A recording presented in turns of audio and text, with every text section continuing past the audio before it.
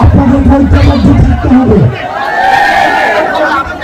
রাষ্ট্রের বিরুদ্ধে, বাংলাদেশের বিরুদ্ধে দেশে এবং বিদেশে বিভিন্ন ষড়যন্ত্র অব্যাহত রয়েছে।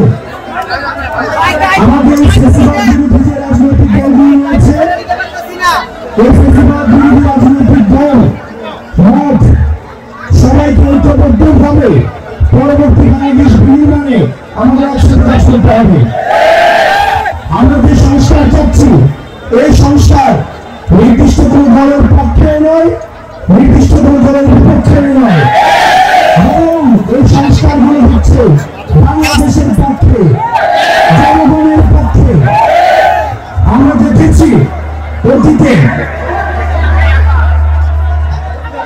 নেতাকে পুজো করা হয়ে গিয়েছিল সিস্টেম।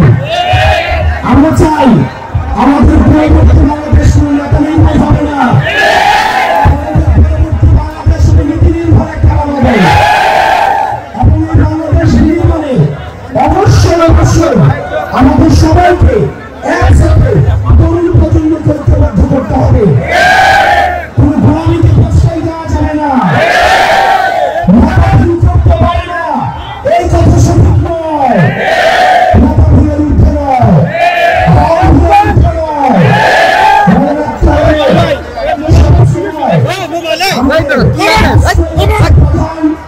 এবং রাষ্ট্রের জন্য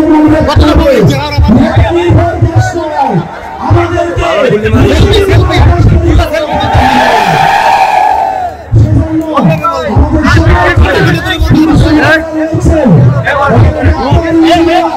এখানে বিভিন্ন